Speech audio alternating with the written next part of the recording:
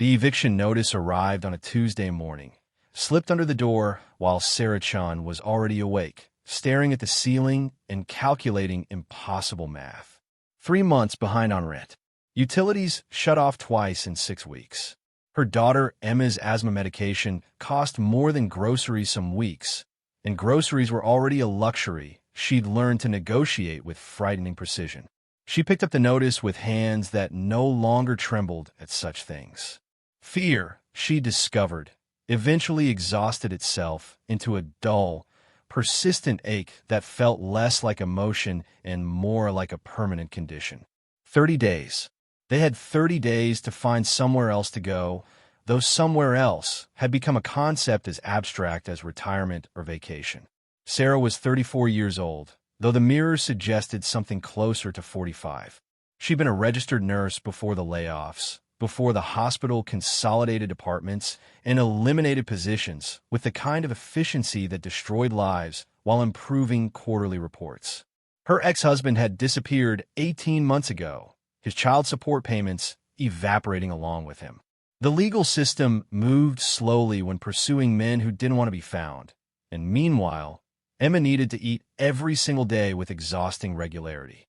She folded the eviction notice carefully and placed it in the drawer with the others. Medical bills, mostly, the kind that arrived in waves, each one stamped with friendly reminders and increasingly urgent language. She'd stopped opening them weeks ago. There was a certain peace in knowing the damage was already done, that opening envelopes wouldn't change the numbers inside. Emma appeared in the doorway, 8 years old and too thin, her inhaler clutched in one small hand. "Mom, is it a school day?" Sarah manufactured a smile. "It is, baby. Let's get you ready." The morning routine had been stripped to its essentials. Cold cereal with the last of the milk. Clothes worn twice before washing because the laundromat cost money they didn't have. Emma's backpack, carefully maintained, hiding the fact that everything else in their lives was falling apart. At the bus stop, other mothers gathered in clusters, their conversations floating past Sarah like transmissions from another planet. Weekend plans, new furniture, summer camps. She stood apart, not because she was unwelcome, but because she'd learned that proximity to their normalcy only sharpened the contrast with her own situation. One of them approached, concern etched across features that had never known the particular terror of choosing between electricity and food. "Sarah, honey, you look exhausted. Is everything okay?" The kindness was genuine, which made it harder. "Just tired. You know how it is. Well, if you ever need anything." The offer trailed off, as they always did. People meant well. They rarely meant specifically. When Emma's bus pulled away, Sarah walked to the public library. It was warm there, and the Wi-Fi was free. She'd been applying for jobs with methodical desperation for 6 months. Nursing positions required licenses she couldn't afford to renew. Retail paid minimum wage, which was somehow both too much to qualify for assistance and too little to actually survive on. Administrative work wanted experience with software she'd never seen. She was drowning in a system designed to let people drown quietly. The email arrived at 10:47 a.m., sliding in her inbox between rejections and payment reminders. The subject line was formal, almost antiquated, regarding the estate of Howard Chen. Sarah stared at it. Howard Chen had been her grandfather, her father's father, a man she'd met perhaps twice in her entire life, both times briefly, both times awkwardly. He'd been estranged from the family for reasons no one discussed, living somewhere on the East Coast, a ghost who sent Christmas cards with no return address and no personal message beyond a printed signature. She opened the email. The law firm of Morrison & Associates informed her that Howard Chen had passed away 4 months earlier. As his sole surviving blood relative, certain assets required her attention. The language was careful, legally precise, and notably devoid of emotional content. There was a phone number, a reference code, a request that she contact them at her earliest convenience. Sarah read it 3 times. The practical part of her mind, the part that had learned to expect nothing, assumed this was about debts. Dead relatives left bills, not windfalls. She'd probably inherited responsibility for whatever care facility expenses had accumulated, or perhaps tax liens on some worthless property. Still, she called. What did she have to lose? The lawyer who answered was young, professional, and spoke with the kind of brisk efficiency that suggested billable hours. Ms. Chen, thank you for contacting us. I'm handling the Chen estate. There are some documents that require your signature. What kind of documents? Property transfer, primarily. Your grandfather owned a commercial building. As his heir, ownership passes to you, but we need your signature to finalize the transfer. Sarah's chest tightened. I can't afford property taxes. I can barely afford. The taxes are current through the end of the year. After that, well, that's your decision. But the property is legally yours. The transfer is automatic. What kind of property? Papers rustled on the other end. A former memory care facility. Brookside Memory Care Center. It's been closed for about 8 years. The building is, well, it needs work. Significant work. Where is it? About 40 miles outside of Portland. The structure itself is unsound. There was some kind of collapse in the east wing. It's been condemned for residential use. Your grandfather kept paying the taxes, but never authorized repairs. Honestly, Miss Chun, I'd suggest selling it for whatever you can get. The land might have some value. Sarah closed her eyes. Of course. Of course her grandfather would leave her a collapsed building, something that sounded like an asset, but was really just another problem. How much would I sell it for? In its current condition? Hard to say. Maybe $30,000 if you find the right buyer. The location isn't ideal, and the repair costs would be substantial. I've had an offer of $25,000 from a developer who wants to clear the lot. $25,000. Sarah's hand tightened on the phone. $25,000 would pay her debts, would give her breathing room, will buy her time to find work, to stabilize, to stop drowning. How quickly could that happen? I could have papers drawn up within a week. Sarah opened her mouth to say yes, to accept the escape route being offered, to take the money and solve the immediate crisis. Instead, she heard herself ask, "Can I see it first?" The lawyer paused. "See it? Miss Chun, I don't think you understand the condition. I want to see it before I decide." Another pause, longer this time. "Of course. That's your right. I can email you the address. But I strongly advise you not to enter the structure. It's not safe. I understand." She hung up and stared at the address when it arrived. Brookside Memory Care Center. A building she'd never heard of, owned by a man she barely knew, now hers by accident of blood and death. The librarian glanced over. "Everything okay?" Sarah nodded automatically. "Fine." But she wasn't fine. She was standing at a crossroads she didn't fully understand, holding an inheritance that felt more like a burden, trying to decide whether to take the certain relief of $25,000 or the uncertain possibility of what? A collapsed building had no hidden value. This wasn't a story. This was reality. And in reality, desperate people took the sure thing. And yet, she thought of Emma, of the eviction notice, of the endless cycle of barely surviving. 25,000 would help. For a while. But then what? The same jobs that didn't pay enough. The same calculations. The same slow drowning, just postponed. Sarah pulled up a map on the library computer. 40 miles outside Portland. She had no car, but there were buses. It would take most of a day, but it was possible.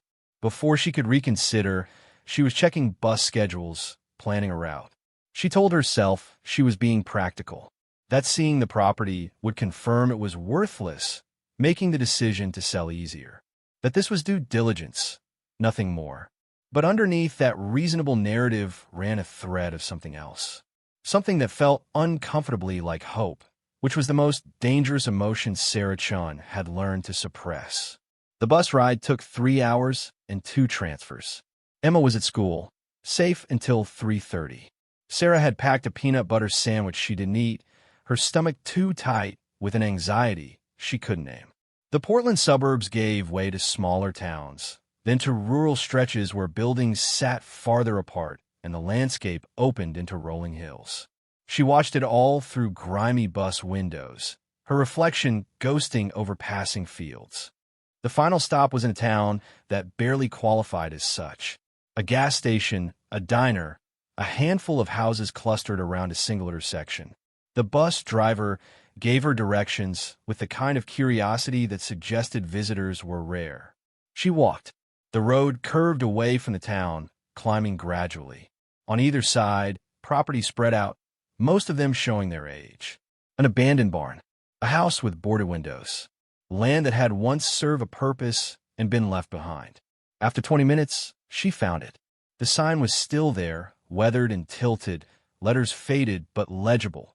Brookside Memory Care Center. Beyond it, through an overgrown entrance drive, stood the building. Sarah stopped at the gate, her breath catching. It was larger than she'd expected. 2 stories of brick and stone, built in a style that suggested the 70s or early 80s.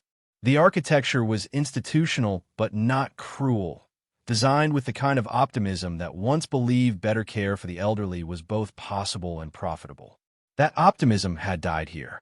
The east wing had indeed collapsed. Part of the roof had caved inward, and the walls showed cracks that ran like dark veins through the brick. Windows were broken or missing entirely. The grounds had surrendered to weeds and wild growth. A chain-link fence surrounded the property, posted with warnings, condemned. No trespassing. Unsafe structure. She walked closer, her hands gripping the fence. This was what $25,000 looked like. A ruin. A liability. A monument to failure. She should turn around. Call the lawyer. Accept the offer. Move on. Instead, she found a section of fence that had been cut, an opening large enough to slip through. The warning screamed at her to stop. The rational part of her mind cataloged every reason this was foolish. Sarah ducked through the fence anyway. The grass was knee-high in places brittle and wild. Her shoes, already worn, picked up burrs and dirt as she approached the main entrance. The front doors were chained, but the chain hung loose, as if someone had forced entry long ago and no one had bothered to secure it properly afterward. She pulled the door open. It moved with a groan of rusted hinges. The smell hit her first. Mildew, rot, and something chemical she couldn't identify. The interior was dim, lit only by light filtering through dirty windows and gaps in the damaged roof. The lobby must have been welcoming once. There was a reception desk, still in place, its surface buried under debris and water damage.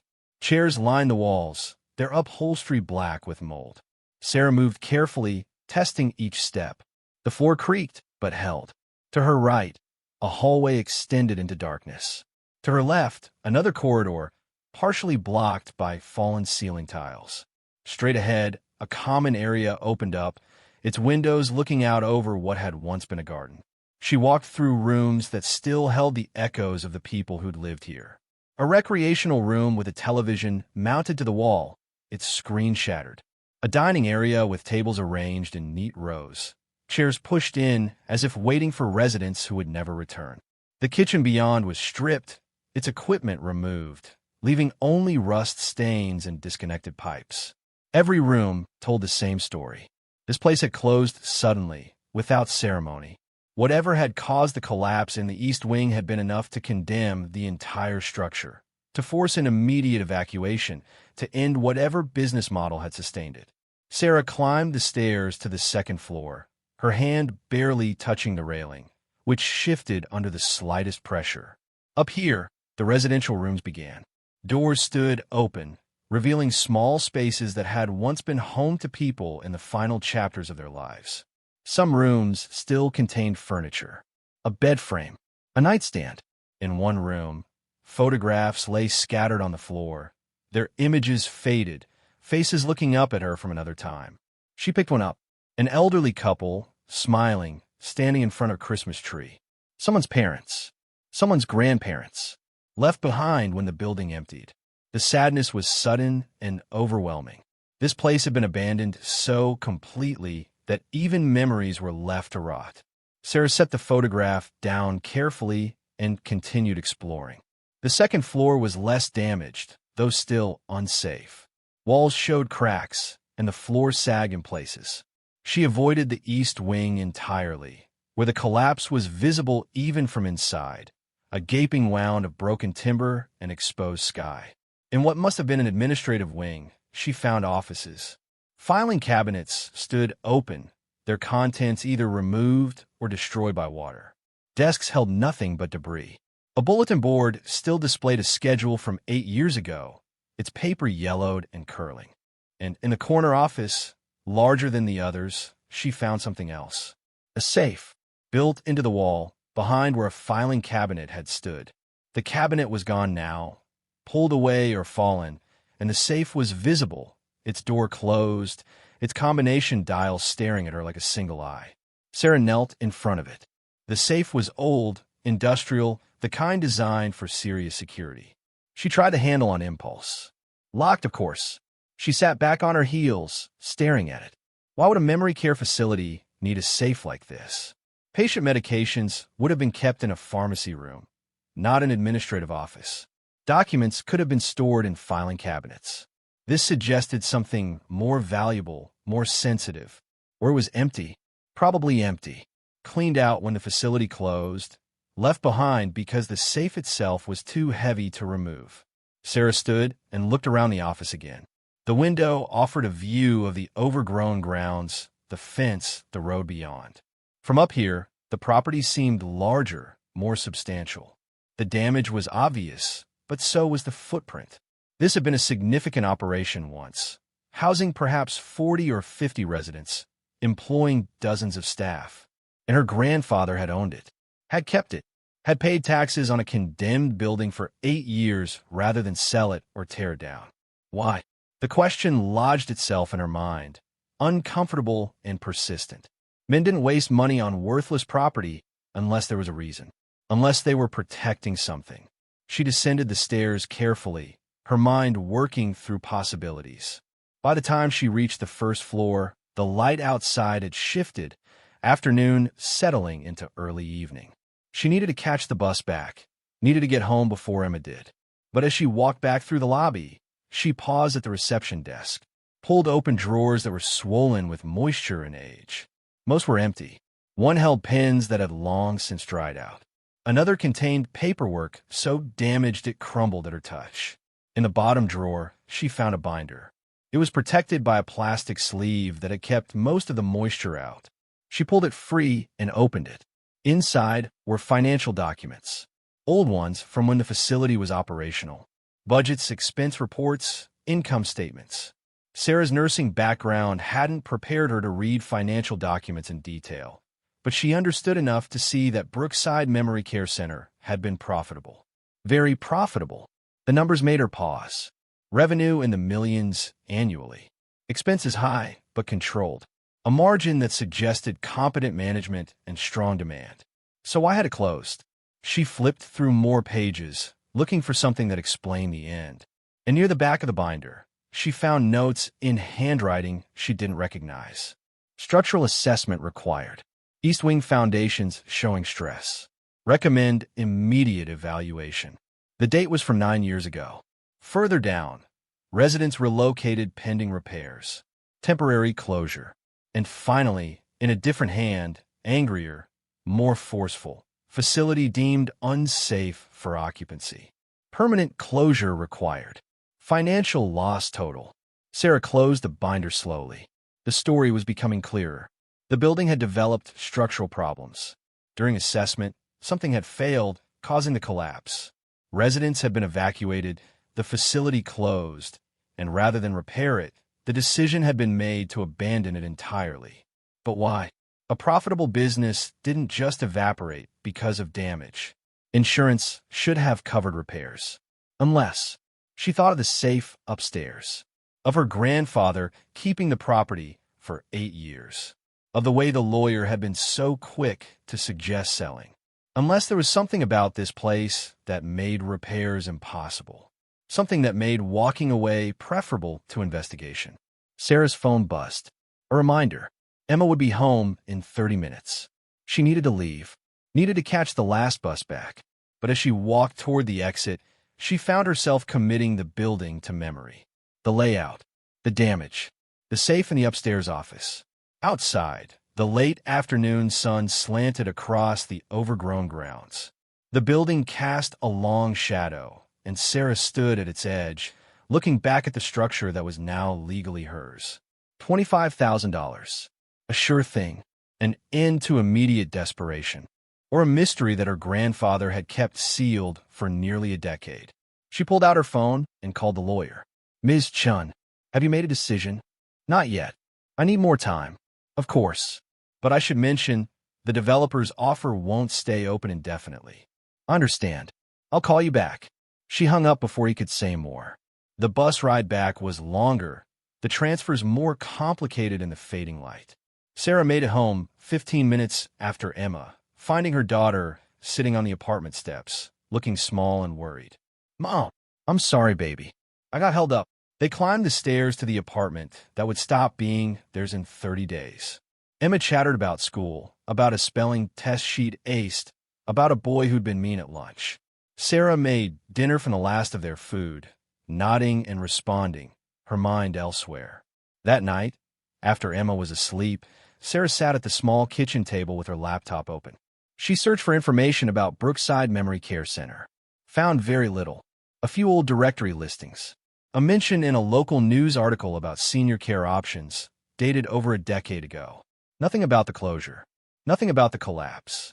Nothing that explained why a profitable facility had been abandoned so completely. She tried searching for her grandfather, Howard Chun. Found an obituary from 4 months ago. It was brief, almost dismissive. He'd lived alone, had no close family. Services had been private. No mention of Brookside. No mention of any business interests. Sarah leaned back, staring at the ceiling. Every practical instinct, she had screamed at her to take the money, to solve the immediate problem, to stop chasing questions that probably had mundane answers. But she couldn't stop thinking about the safe, about the financial records showing profitability right up until the end, about the way her grandfather had held onto a condemned building for 8 years, paying taxes on property that generated no income. People didn't do that without a reason. Over the next 3 days, Sarah made a decision she couldn't fully justify. She called the lawyer back. "I'm not selling." Silence on the line. Then, "Ms. Chun, I really think you should reconsider." "I'm not selling. Not yet. I want to go through the building properly first. It's not safe for her. I'll be careful, but it's my property, and I'm not making any decisions until I understand what I'm dealing with." The lawyer sighed. "If you're injured, the liability, I'll sign whatever waiver you need. But I'm not selling." Another pause. "I'll email the documents. But Ms. Chun, don't expect to find anything valuable. Buildings like that are abandoned for good reasons." Sarah hung up and stared at the eviction notice still sitting on the counter. She had 27 days now. 27 days to either find rent money or find somewhere else to live. She just turned down $25,000. Emma appeared in the doorway, rubbing sleep from her eyes. "Mom, why aren't you in bed?" "Just thinking, sweetie." "About what?" Sarah looked at her daughter, at the trust in those tired eyes. "About how to fix things." "Can you fix them?" The honest answer was no. The realistic answer was that she'd just made everything worse, that she was chasing shadows while eviction closed in. But Sarah heard herself say, "I'm going to try." Emma nodded, satisfied, and shuffled back to bed. Sarah sat in the dark kitchen, her laptop casting the only light, and wondered what kind of desperation made a person bet everything on a collapsed building and a locked safe. The kind that had nothing left to lose, she supposed. The kind she'd become. Over the following week, Sarah managed to arrange coverage for Emma through a neighbor who owed her a favor. She borrowed a car from a friend who didn't ask too many questions. And on a gray Saturday morning, she drove back to Brookside Memory Care Center, this time with tools, a flashlight, and a determination that felt equal parts hope and insanity. The building looked the same. Empty, damaged, waiting. Sarah pulled through the cut fence and parked near the main entrance. She'd come prepared this time, with boots that could handle debris, gloves to protect her hands, and a backpack containing water, basic tools, and her phone fully charged. The front door groaned open, and she stepped inside. The smell was the same, decay and abandonment. But this time, she wasn't exploring randomly. She had a destination. The office upstairs. The safe. She climbed the stairs with greater confidence now, knowing which boards to avoid, which sections of railing were purely decorative. The second floor was quiet, dim light filtering through dirty windows. The corner office waited, door ajar, exactly as she'd left it. The safe stood in its alcove, impassive and challenging. Sarah knelt in front of it and examined the combination dial more closely. It was a four-number combination, the dial numbered 0 through 99. The odds of guessing it were astronomical. But she tried anyway. Her grandfather's birth year. Nothing. Emma's birthday. Nothing. Her own birthday. The facility's opening year. Random combinations that felt significant but weren't. After 30 minutes, her knees ached and her frustration mounted. This was pointless. If the safe had contained anything valuable, it would have been opened years ago. She sat back and looked around the office, trying to think like someone who needed to hide a combination. People wrote things down, especially older people who couldn't trust their memory. She searched the office methodically, looked under drawers, behind remaining furniture, along windowsills. Found nothing. Then she noticed the bulletin board in the hallway outside, still displaying its 8-year-old schedule. She walked over and examined it more closely. Most of the papers were routine, activity schedules, meal times, staff assignments. But in the corner, partially hidden by overlapping sheets, was a small note card. She pulled it free carefully. On it, in the same forceful handwriting she'd seen in the binder, were 4 numbers, 73-21-88-45. Sarah's hands shook slightly as she returned to the office. She knelt in front of the safe again and slowly, carefully, dialed the combination. The dial clicked into place with each number. When she finished, she pulled the handle. The safe opened. The safe door swung open with a whisper of resistance, revealing darkness within. Sarah's heart hammered as she reached for her flashlight, hands trembling slightly as she clicked it on and directed the beam inside. The interior was deeper than she'd expected, extending back into the wall. And it was full.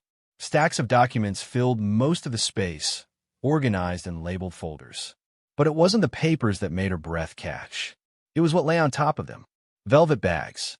6 of them, each about the size of her fist, their fabric rich and carefully preserved despite the years. Sarah reached in slowly, almost afraid to touch them, as if they might dissolve under her fingers. She lifted the first bag. It was heavier than she expected. She loosened the drawstring and tilted the contents into her palm. Diamonds spilled out. Not 1 or 2, but dozens of them, catching the flashlight beam and fracturing it into rainbow shards across the dusty office walls. Sarah's mind went blank. She stared at the stones in her hand, unable to process what she was seeing. These couldn't be real. They couldn't be. This was a memory care facility, not a jewelry store. There was no reason for diamonds to be here, hidden in a wall safe in an abandoned building. She set them down carefully on the floor and reached for another bag. More diamonds, these ones larger. A third bag held emeralds, deep green and luminous even under the harsh LED light. The fourth contained rubies. The fifth, sapphires. The sixth bag was different, heavier. When she opened it, she found gold coins. Not modern ones, but old, their surfaces marked with dates and inscriptions she couldn't immediately read. Some looked American. Others bore symbols and text in languages she didn't recognize. Sarah sat back against the wall, her legs suddenly unable to support her weight.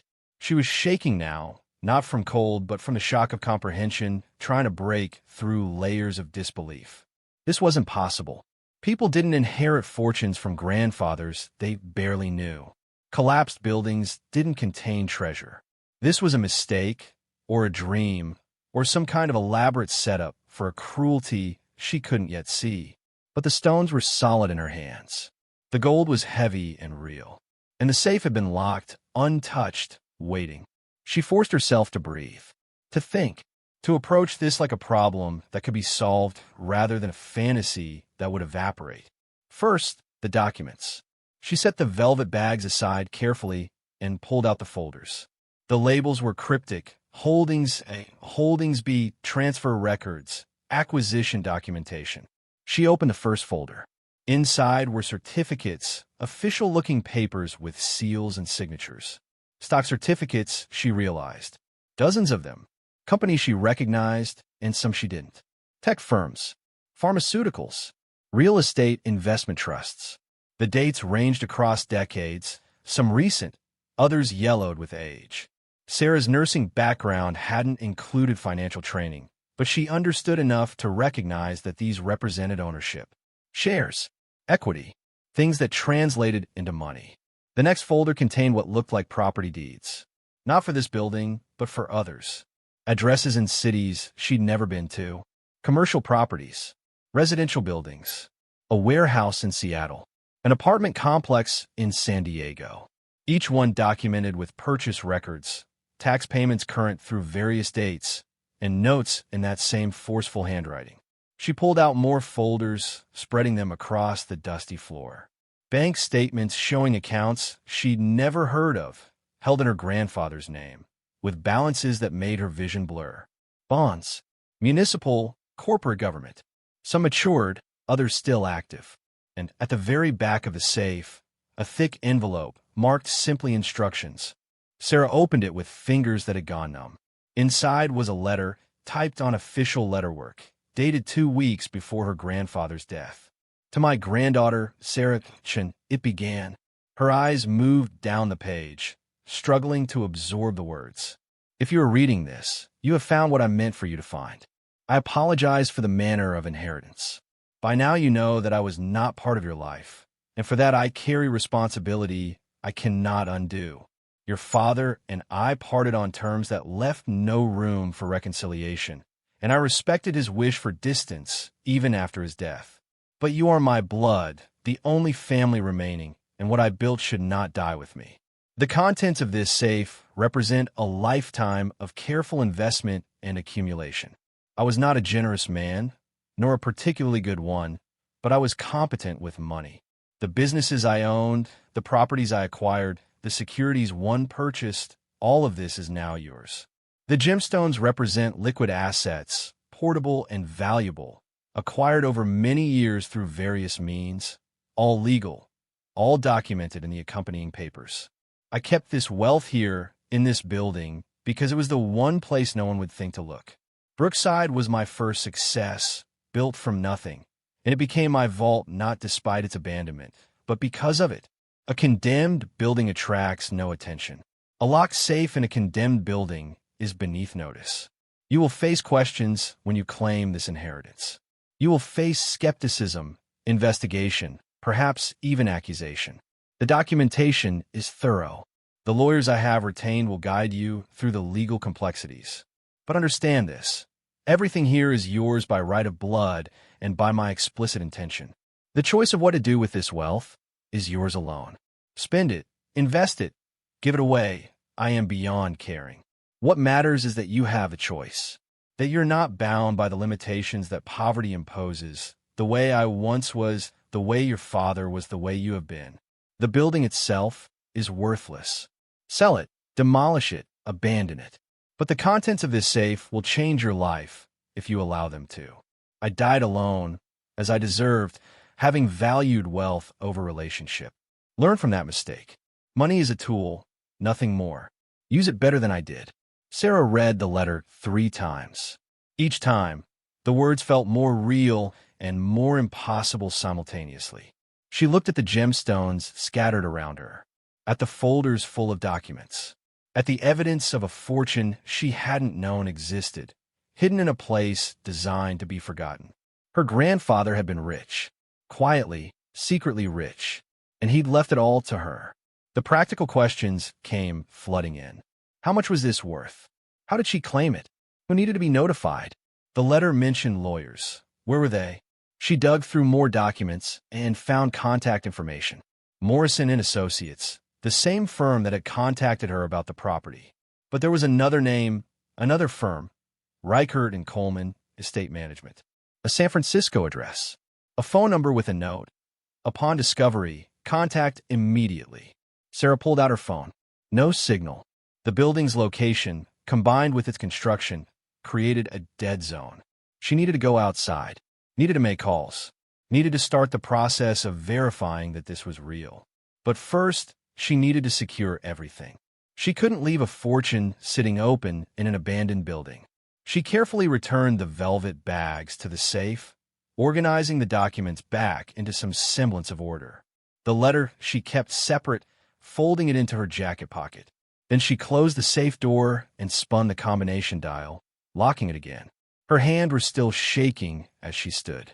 The office looked exactly as it had when she'd entered, but her entire world had shifted on its axis. She walked downstairs carefully, her mind racing through implications and possibilities. The eviction notice, Emma's medication, the years of struggle that had ground her down to desperation. All of it potentially ended. If this was real. Outside, her phone caught a signal. She stood in the overgrown parking lot, staring at the number for Reichert and Coleman, trying to steady her breathing before making the call. A receptionist answered. Professional, neutral. Reichert and Coleman. How may I direct your call? Hi, my name is Sarah Chen. I need to speak to someone about the Howard Chen estate. A pause. Then, one moment, please. The hold music was classical, incongruously calm. Sarah paced between her car and the building, unable to stand still. A man's voice came on the line. Older, measured. Ms. Chen, my name is Robert Reichert. I've been expecting your call, though I wasn't certain when it would come. You knew about the safe? I knew that your grandfather had left instructions for you to discover certain assets independently. The timing was left to chance or to your initiative. May I ask, have you opened the safe at the Brookside property? Yes. And you've read the letter? Yes. Then you understand the basic situation. I imagine you have questions. Sarah laughed, a sound edged with hysteria. Is it real? Is any of this real? It is. His voice was gentle, understanding. I've been managing portions of your grandfather's estate for 15 years. The contents of that safe are documented, appraised, and legally designated for transfer to you upon his death and upon your discovery of them. This was his explicit wish, executed with considerable planning. How much? The question came out as a whisper. How much is it worth? Papers rustled on his end. The gemstones alone, based on a last appraisal conducted 18 months ago, are valued at approximately $87 million. The securities, properties, and other assets bring the total estate value to approximately $538 million. The number was so large it lost meaning. Sarah's vision tunneled. She sat down hard on the ground. The phone pressed her ear. Miss Chun, are you still there? I'm here. Her voice sounded distant, disconnected from her body. Did you say 500 million? 538 million, yes. Subject to taxes and legal fees, of course, but the net inheritable value is substantial. Sarah closed her eyes. Emma's face appeared in her mind. The eviction notice, the medical bills, the years of choosing between necessities. $500 million. What do I do? She asked. What happens now? Now, we begin the process of transferring assets to you legally. That'll take time, months, possibly longer. There will be verification requirements, tax assessments, legal filings. But I can expedite certain elements. I can arrange for immediate access to liquid funds to address your current needs while the estate settles. Would $50,000 help in the short term? Sarah made a sound that might have been a laugh or a sob. Yes, that would help. I'll initiate the transfer today. The funds should be available within 48 hours. In the meantime, I need you to do several things. First, do not discuss the discovery with anyone beyond immediate family. The estate is complex, and premature disclosure can create complications. I understand. Second, the items in the safe need to be secured properly. I can arrange for secure transport, but that will take several days to organize. Can you ensure the safe remains locked until then? Yes. Third, you'll need to come to San Francisco. We have documents that require your signature, and we need to establish proper legal representation for you independently of the estate. I can recommend several excellent attorneys who specialize in sudden wealth management. Sudden wealth management. The phrase was absurd, clinical, completely inadequate for the earthquake happening inside her chest. When? She managed. As soon as possible. This week, if you can arrange it. Sarah thought of Emma, of her job search, of the life that had been grinding her down just this morning. I can make it work. Excellent. My assistant will email you travel arrangements. We'll cover all expenses, of course. Of course, because she was about to inherit $500 million. Expenses were no longer a concept that applied to her life. They spoke for a few more minutes, Reichert outlining next steps with a kind of calm efficiency that suggested he managed estates like this regularly. For him, this was business. For Sarah, it was the difference between drowning and breathing. When the call ended, she sat in the dirt for a long time, staring at the building that had hidden her grandfather's secret for 8 years. The lawyer who'd called her initially, the one who'd been so quick to suggest selling for $25,000, clearly hadn't known about the safe. Or maybe he'd known and been testing her. Or maybe her grandfather had compartmentalized deliberately, ensuring that only someone willing to explore, to question, to dig deeper would find what mattered. Sarah stood slowly, her legs unsteady. She walked back inside one more time, climbing the stairs to the second floor, standing in the doorway of the office where the safe waited. "Thank you," she said aloud to the empty room, to the ghost of a grandfather she'd never known. "Thank you for not giving up on me." The building didn't answer, but didn't need to. It had already said everything that mattered. She drove home in a daze, the landscape passing without registration. Her mind kept trying to process the number. 500 million, 50 million, 5 million. Even 1 million would have been life-changing. This was beyond comprehension. Emma was at the neighbor's apartment when Sarah arrived. She picked her up, held her perhaps too tightly, breathing in the scent of her daughter's hair. "Mom, you're squishing me." "Sorry, baby. Just happy to see you." That night, after Emma was asleep, Sarah sat at the kitchen table and made lists. Things she needed to do immediately. Things she needed to understand. Questions she needed answered. The eviction notice sat on the counter, its deadline suddenly meaningless. She could pay the rent now. Could pay it for years. Could buy the building if she wanted. But she didn't want to stay here. This apartment had been a cage of necessity. She wanted something better for Emma. Something safe, stable, with good schools and clean air. She could have that now. Could have anything. The thought was terrifying. Sarah had spent years learning to survive with nothing. She knew how to stretch a dollar, how to make poverty work through sheer force of will. But wealth? Sudden, massive wealth? She had no framework for that. No training. No preparation. She needed help. Real help from people who understood money the way she understood medical charts. Reichert's email arrived at midnight. Travel arrangements to San Francisco for the following Tuesday. A hotel reservation at a place she'd never heard of, but that Google revealed cost more per night than she'd spent on rent in months. An agenda for meetings, document reviews, legal consultations. Her new life laid out in calendar appointments. Sarah accepted it all, replying with confirmation, trying to sound like someone who belonged in this world she was about to enter. She didn't sleep that night. Instead, she researched sudden wealth syndrome, estate management, tax implications of massive inheritance, financial advisors and how to vet them, trust structures, asset protection. The information was overwhelming, contradictory, and essential. She absorbed what she could, knowing it was inadequate, knowing she'd have to trust professionals she hadn't met yet. By morning, she'd made certain decisions. She would be careful, would move slowly, would verify everything, would not let money turn her into someone she didn't recognize. And she would not tell anyone yet, not until the assets were legally transferred, verified, secured.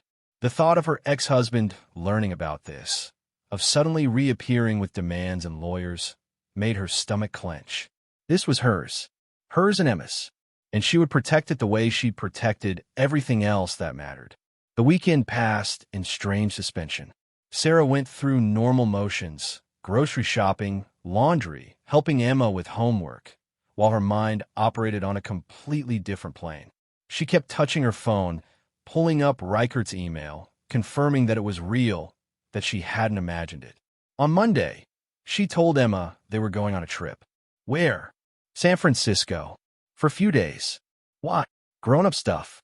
Boring paperwork. But we can see the city, visit the aquarium maybe. Emma's face lit up. Really? Really? The aquarium cost money Sarah didn't have yet, but would have soon. The cognitive dissonance was dizzying. They flew out Tuesday morning. Sarah had never flown first class before, had barely flown at all. The seats reclined into beds. The flight attendant brought warm cookies and offered champagne. She declined in favor of coffee that tasted better than anything she'd had in years. Emma pressed her face to the window, watching clouds scroll past below. "Mom, this is amazing." "It is, baby. How come we can afford this?" Sarah had prepared for this question. "Remember how I inherited a building from your great-grandfather? Well, it turns out there are some valuable things that came with it. We're going to meet with lawyers who can help us sort it all out." "Are we rich now?" The question was innocent, curious, without the weight Sarah felt pressing down on the word. "We're going to be okay," she said carefully. "Better than okay. But we need to be smart about it, understand?" Emma nodded seriously. "I won't tell anyone. It's not a secret exactly. We're just being private until everything is official." The hotel was in downtown San Francisco, a building that gleamed with glass and steel. The lobby had marble floors and art that looked like it belonged in a museum. Sarah checked in, trying not to look overwhelmed, try to project the confidence of someone who belonged here. Their room was a suite. Emma ran from space to space, exclaiming over the bathroom with its separate tub and shower, the bedroom with its king-size bed, the sitting area with floor-to-ceiling windows overlooking the city. "Mom, come look at the view." Sarah joined her daughter at the window. The city spread out below them, bridges visible in the distance, water glittering under afternoon sun. "It's beautiful," Emma whispered. "It is. Is this what rich people see all the time?" Sarah put her arm around her daughter's shoulders. "I guess so. It doesn't seem fair that some people get this and others don't." "No," Sarah agreed. "It doesn't. What are we going to do with it? If we're rich?" Sarah knelt down to eye level with her daughter. "What do you think we should do?" Emma considered seriously. "Help people who need it? Like we needed it." Sarah's eyes burned with sudden tears. "Yeah, baby. Exactly like that." The meeting with Reichert was scheduled for 2 p.m. Sarah left Emma with a hotel-provided childcare service, another thing she'd never been able to afford, and took a car to the office building where Reichert and Coleman maintained their practice. The firm occupied 3 floors of a tower in the financial district. The reception area was decorated with understated wealth, art that was probably worth more than Sarah had earned in her entire life. Robert Reichert met her personally. He was in his 60s, silver-haired, with the kind of calm competence that came from decades of managing other people's wealth. "Ms. Chen, thank you for coming so quickly." His handshake was firm, but not aggressive.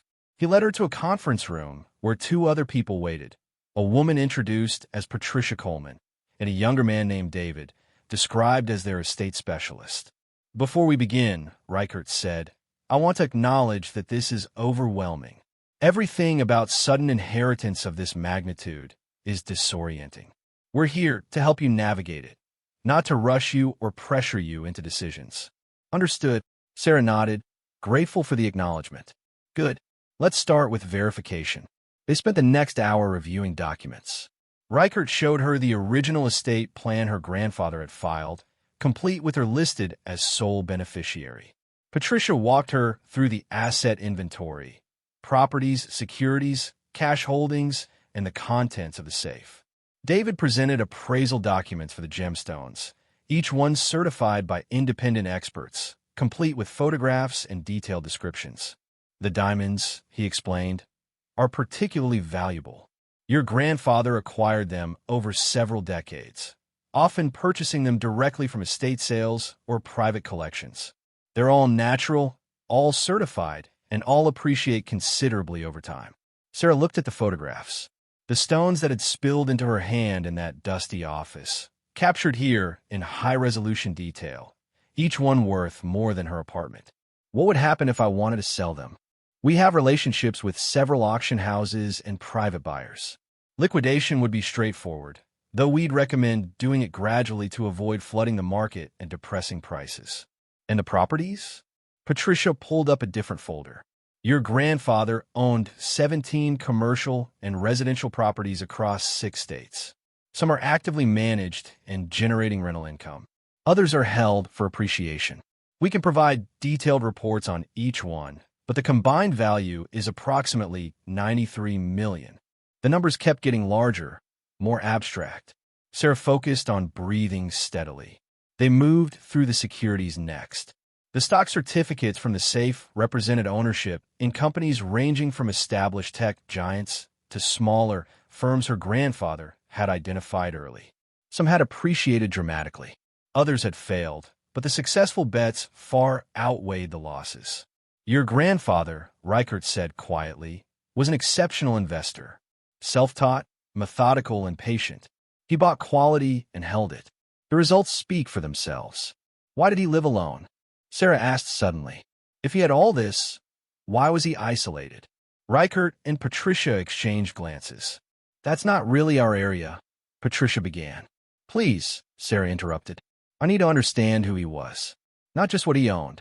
Reichert nodded slowly. From what we knew of him, Howard was a man who prioritized financial security above relationships. He'd grown up poor, desperately poor, and that fear never left him. He built wealth as a shield against that fear, but in the process, he alienated the people who mattered. Your father, primarily. What happened between them? I don't know the details. Howard never discussed it, but I gathered that your father wanted more from him than money, and Howard couldn't provide it. The estrangement became permanent. Sarah thought of her own father, dead for 5 years now, who'd worked 2 jobs and died young of a heart attack. Had he known about his father's wealth? Had he rejected it, or been cut off from it? My father struggled, she said quietly. We struggled. If Howard had this much, why didn't he help? Reichert's expression was gentle. I can't answer that, but I can tell you that in the last year of his life, Howard expressed deep regret about the choices he'd made. The structure of this inheritance, the way it required you to discover it yourself, to make an effort that was intentional. He wanted you to have the resources he'd built, but he wanted you to claim them actively, not have them dropped in your lap. It was his way of ensuring you'd value them. It was a poor substitute for relationship, Sarah thought, but it was what she had. They continued working through documentation until early evening. By the end, Sarah's head ached with information overload. The immediate steps, Reichert summarized, are straightforward. We file the necessary paperwork to transfer the assets legally. That process takes approximately 4 to 6 months. During that time, we can provide you with interim funds, the $50,000 I mentioned, plus additional amounts as needed for housing, medical expenses, whatever you require. What about taxes? Substantial, Patricia admitted. Estate tax will claim roughly 40% of the total value, but that still leaves you with over $300 million. Still an incomprehensible amount. Still more than Sarah could process. We'll also need to discuss wealth management, David added. How you want the assets structured, what your risk tolerance is, whether you want to maintain the current investment strategy or adjust it. I don't know, Sarah admitted. I don't know anything about any of this. That's why we're here, Reichert assured her. And why we'll connect you with additional advisors, tax specialists, legal counsel independent of the estate, financial planners. You'll have a team, to manage her wealth.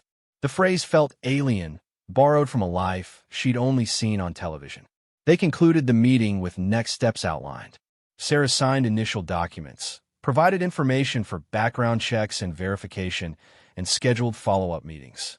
When she left the office, the city was transitioning into evening. Lights began to glow across the skyline. She walked for a while, trying to ground herself in physical movement. Her phone buzzed. A text from the neighbor watching Emma. She's great. Take your time. Sarah called instead of texting. How is she? Playing board games. Happy as can be. You okay? Yeah, just a lot to process. Everything working out with the inheritance stuff? It's complicated, but yes, I think so. She ended the call and kept walking. Found herself at a waterfront park where joggers passed and couples sat watching the bay. Normal people living normal lives with normal problems. She wasn't one of them anymore. Wouldn't be ever again. The thought should have brought joy. Instead, it brought a curious sense of loss. She'd been poor for so long that poverty had become part of her identity. She knew how to be broke, how to survive it, how to find dignity in it. Being rich? She had no idea who that person was. Her phone buzzed again. An email from the bank Reichert had mentioned. Confirmation that $50,000 had been deposited into an account opened in her name. Sarah sat down on a bench, and checked her banking app. The number was there. Real. Accessible. She could pay rent. Could pay off every medical bill. Could buy Emma new clothes, good food, the inhaler refills without calculating the cost. She could breathe. The tears came suddenly, unexpectedly. Not from joy exactly, but from the release of pressure she'd carried for so long it had become invisible. She cried quietly, grateful the park was empty enough that no one noticed. When the tears subsided, she pulled out her phone and did something she'd thought about for years but never been able to afford. She made a donation, $5,000 to the clinic that had treated Emma when they had no insurance. Another $5,000 to the food bank she'd relied on during the worst months. The transactions processed instantly. Confirmation emails arrived. $10,000, given away without hesitation, and she still had more money than she'd ever possessed in her life. Sarah laughed, a sound edged with disbelief. This was real. This was happening. Her life had changed in ways she still couldn't fully comprehend. She returned to the hotel as night settled over the city. Emma was waiting in the suite, drawing pictures at the desk. "Mom, look what I made." Sarah examined the drawing. A house, large and colorful, with a garden and a tree. Two figures stood in front, one tall, one small. "Is that us? It's our new house. When we're rich." Sarah pulled her daughter into a hug. "We're going to have a good life, baby. I promise." "I know," Emma said simply. "You always figure things out." That night, after Emma was asleep, Sarah stood at the window of their suite, looking out at the city below. Somewhere out there, her grandfather had built the fortune that now belonged to her, had made choices, sacrifices, mistakes, had died alone, with regrets he'd tried to address through money. She wouldn't make the same mistakes, would use this wealth differently, would remember what it felt like to be desperate, and would help others who knew that same desperation. But first, she had to finish claiming what was hers, had to navigate the legal complexities, the tax implications, the 1,000 decisions that came with sudden wealth. Tomorrow, more meetings, more documents, more steps toward a future she was still learning to imagine. But tonight, she let herself feel the simple relief of knowing that the struggle was over, that Emma would have opportunities she'd never had, that the grinding poverty that had defined their lives was ending. The eviction notice was still in her apartment back home, but it no longer had power over her. In 4 months, maybe 6, the estate would settle completely. The full inheritance would transfer. Until then, she had enough. More than enough. And for the first time in years, Sarah Chen allowed herself to hope for something beyond mere survival. She allowed herself to imagine what came next. The following days in San Francisco blurred together in a succession of meetings, signatures, and revelations that kept reshaping Sarah's understanding of her new reality. Each morning brought fresh documentation, new advisors, additional layers of complexity to the inheritance that had seemed so simple when it was just a safe full of gemstones. On Wednesday, she met with Margaret Torres, the independent attorney Reichert had recommended. Margaret's office was smaller than Reichert and Coleman's, deliberately so, projecting competence without the intimidation factor of the larger firm. "My job," Margaret explained after introductions, "is to represent your interests independently of the estate. Reichert is excellent, but he was your grandfather's attorney first. You need someone whose only loyalty is to you." Sarah appreciated the directness. What should I be worried about? Honestly, at this stage, very little. The estate plan is airtight. Howard was meticulous. But as word spreads about your inheritance, and it will spread, you'll face people with agendas. Family members you've never met claiming relationship. Investment opportunities that sound incredible but aren't. Charities with worthy causes but poor management. My role is to help you filter signal from noise. "I don't have other family," Sarah said. "My father was an only child. My mother's family we're not in contact." Margaret made a note. That simplifies things. But you'd be surprised how distant relatives emerge when wealth enters the picture. Cousins you've never heard of. People claiming your grandfather made them promises. "We'll handle it." They spent 2 hours reviewing the legal framework Margaret would establish. Trusts to protect assets. structures to minimize tax exposure, protocols for managing requests and demands that would inevitably come. I want to help people, Sarah said. I don't want to become someone who just hoards money. Margaret smiled. Admirable. We'll set up a charitable foundation properly, with governance and guidelines. Giving money away effectively is harder than it sounds. Done poorly, it creates dependency or waste. Done well, it changes lives. The conversation shifted to practical matters. Sarah would need to establish residency somewhere, for tax purposes, if nothing else. The apartment in Portland was rented temporary. She needed a permanent address. Where do you want to live? Margaret asked. Sarah hadn't considered the question seriously. The assumption had always been that location was dictated by work, by what she could afford, by necessity rather than choice. I don't know, she admitted. Somewhere good for Emma. Good schools. Safe. You have options now. You could live anywhere. Anywhere. The word opened possibilities Sarah had never allowed herself to imagine. Mountains or coast. City or countryside. A place chosen for its quality rather than its cheapness. I'll think about it, she said. That afternoon, Sarah met with the financial advisor Reichert had arranged. His name was James Park, and he specialized in what he called sudden wealth management, helping people who came into money unexpectedly navigate the psychological and practical challenges. The research is clear, James explained, his manner professorial but kind. Sudden wealth creates predictable problems if not managed carefully. People overspend, trying to make up for years of deprivation. They trust the wrong advisors. They let money damage relationships. My job is to help you avoid those pitfalls. I'm not going to blow through $500 million, Sarah said. Not consciously, no, but it's easier than you think. A house that seems reasonable at $5 million. Cars, travel, helping friends and family. It adds up. Before you know it, you've spent $100 million and have nothing to show for it but assets that depreciate and relationships that resent you. He pulled up a presentation on his laptop. Here's what I recommend. We establish clear budgets for different purposes. Living expenses that includes housing, food, transportation, everything daily. Education funding for Emma, separate and protected. Charitable giving, structured through the foundation Margaret mentioned. An investment capital that remains untouched, growing to ensure long-term security. The budgets he proposed were generous by any standard Sarah had known. $500,000 annually for living expenses.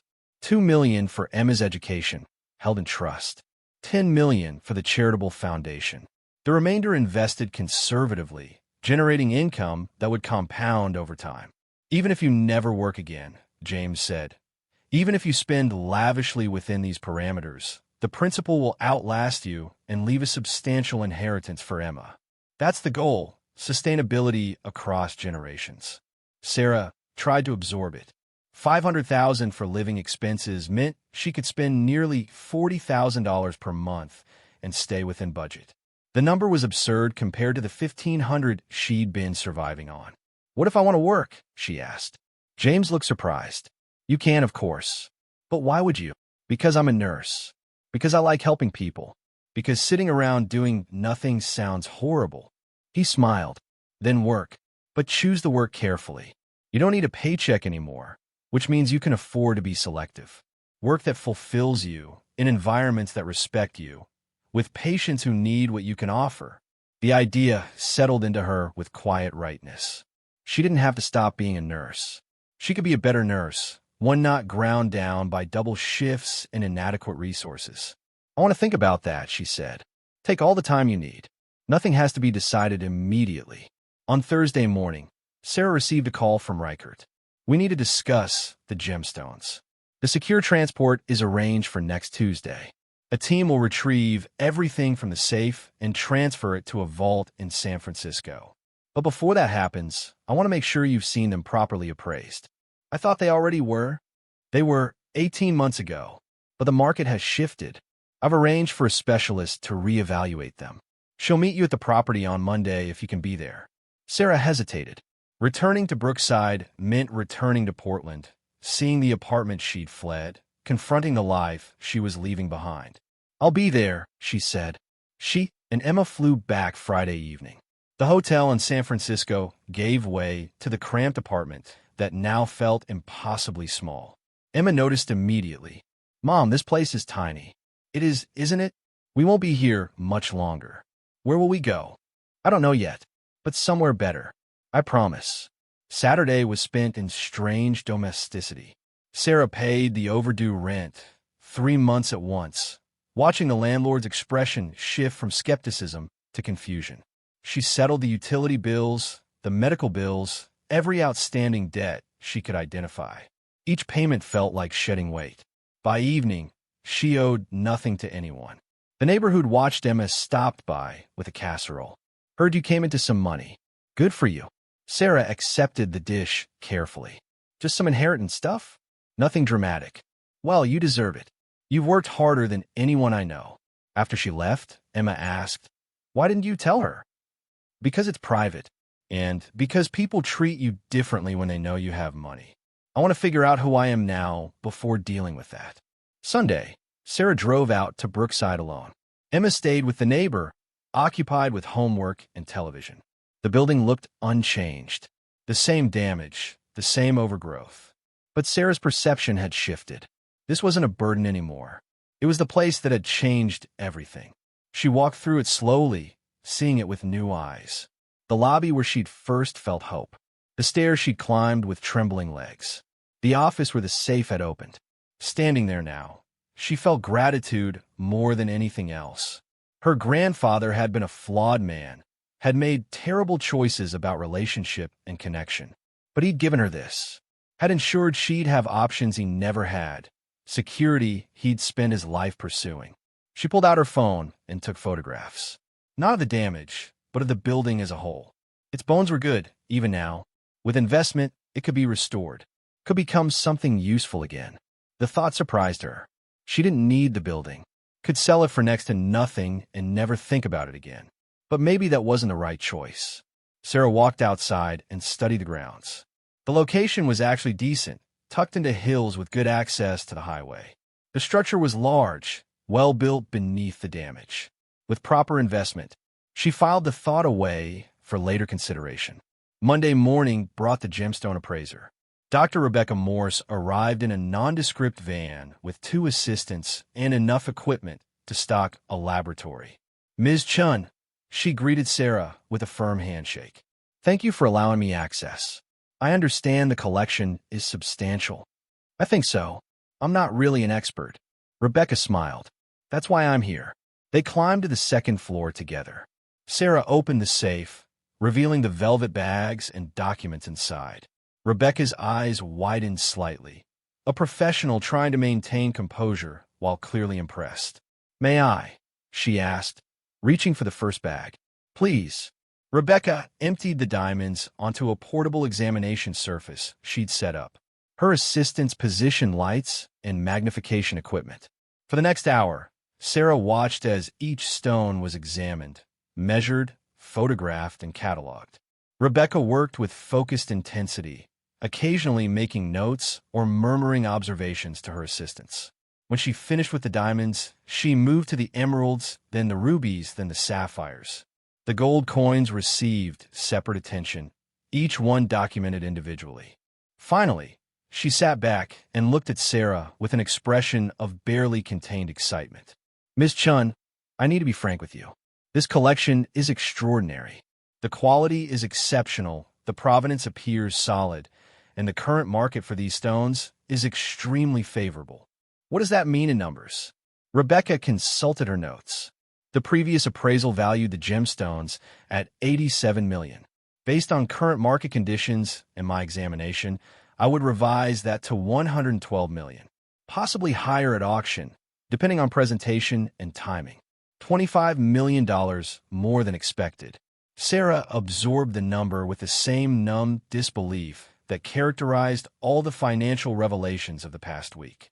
"The diamonds in particular," Rebecca continued, "are museum quality. Several of them are large enough and flawless enough to be named stones, the kind that appear in documentaries about famous jewelry. Your grandfather had exceptional taste and apparently excellent connections in the gem trade.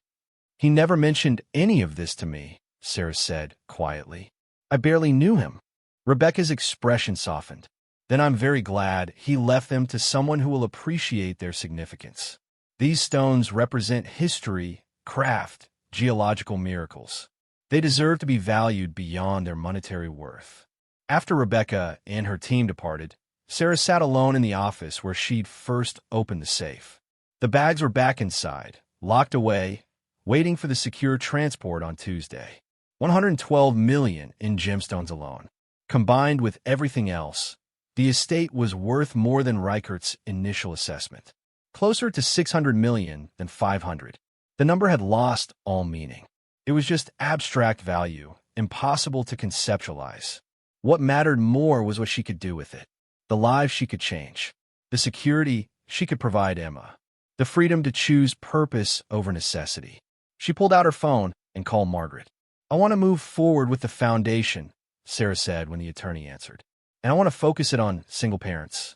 Healthcare access, childcare support, emergency assistance. The things I needed and couldn't find. That's a strong vision, Margaret replied. We can structure that. How much do you want to commit? Initially, $25 million. We can grow it over time. Sarah heard papers rustling. That's generous. With proper management, that endowment could help thousands of families annually. Good. That's what I want. After the call ended, Sarah sat in the quiet building, feeling something shift inside her. The inheritance was no longer just about her survival. It was about building something that would outlast her, that would help others facing the same desperate calculations she'd faced. Her grandfather had built wealth for himself, had let it isolate him. She would use it differently, would let it connect her to others, would remember where she'd come from even as she moved toward a different future. Tuesday morning, the secure transport arrived exactly on schedule. 3 vehicles, professional security, paperwork to document every step. Sarah watched as the safe's contents were carefully packed, inventoried, and loaded. The lead security officer handed her a receipt. Everything's accounted for, Ms. Chen. We'll have it in the San Francisco vault by this evening. You'll receive confirmation when it's secured. After they left, Sarah walked through the building one final time. Without the safe's contents, the place felt different. Less charged. Just an empty building with damage and history. She locked the front door and walked her car. As she drove away, she looked back once in the rearview mirror.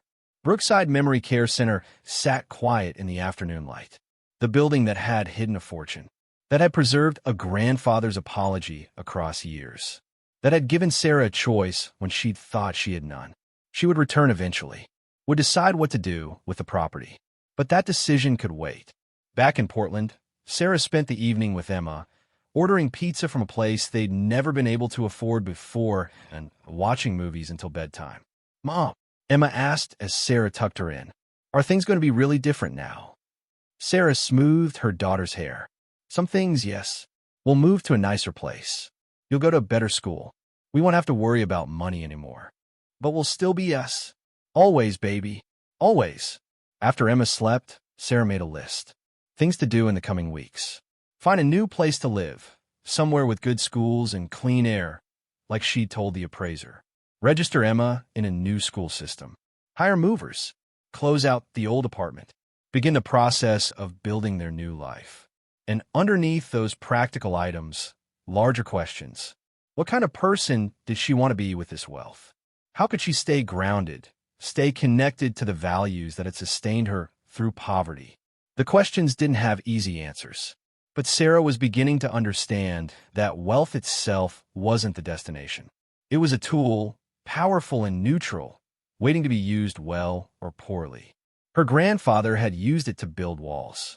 Sarah would use it to build bridges. The eviction notice was still on the counter.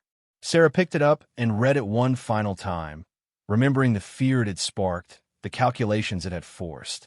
Then she tore it in half and dropped it in the trash. That part of her life was over. Wednesday brought a call from Reichert. The gemstones are secured. The full estate transfer is proceeding on schedule. We should have everything finalized within 4 months, possibly sooner if the documentation review goes smoothly. What happens in the meantime? You continue as you have been. access to interim funds as needed. We'll schedule periodic check-ins to ensure you're supported through the transition. And Ms. Chun, yes, you're handling this remarkably well. Many people in your position make impulsive decisions in the first weeks. You've been thoughtful and careful. That speaks well for the future. After the call, Sarah allowed herself a moment of pride. She was doing this right, taking her time, building a foundation that would last. That afternoon, she went apartment hunting, not in her old neighborhood, but in a different part of the city. Places with security, with good light, with space for Emma to grow. The real estate agent showed her options at various price points. Sarah kept her budget modest, $3,000 monthly, which was double what she'd been paying, but still reasonable given her new circumstances. She found a 2-bedroom in a building with an elevator and a doorman. The apartment had hardwood floors, large windows, a kitchen that didn't smell like mold. The school district was excellent. I'll take it, Sarah said. The agent blinked. Don't you want to see the others on the list? No, this is right. She signed a lease that day, paid the deposit and first month's rent without hesitation. Move-in was available in 2 weeks. Emma's reaction when Sarah told her was pure joy. We get our own bedrooms. We do. And a real kitchen. A real kitchen. Mom, this is the best news ever. Sarah laughed, hugging her daughter. To Emma, a decent apartment was the pinnacle of success. She didn't know yet about the fortune waiting to transfer, about the full scope of how their lives would change. Time enough for that later. For now, this was enough. A safe place, a fresh start, the beginning of something better.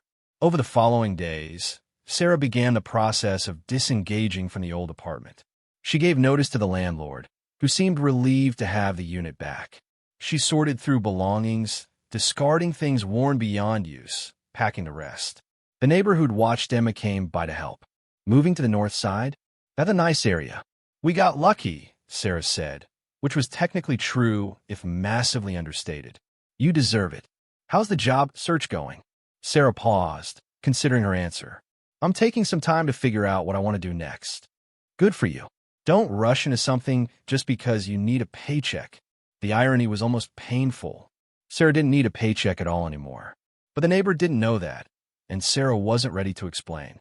As moving day approached, Sarah felt the weight of transition settling over her. She was leaving behind more than an apartment. She was leaving behind poverty, desperation, the identity she'd built as a struggling single mother. What came next was uncertain, undefined. She would be wealthy, yes, but wealth alone didn't create meaning, didn't provide purpose. She would have to build those things intentionally, carefully, with the same determination she'd applied to survival. The difference now was that she had resources, time, options, the luxury of choice. On her last night in the old apartment, Sarah sat on the floor of the empty living room, listening to the familiar sounds. The neighbor's television through thin walls. Traffic from a street below. The creaking pipes that had always kept her awake.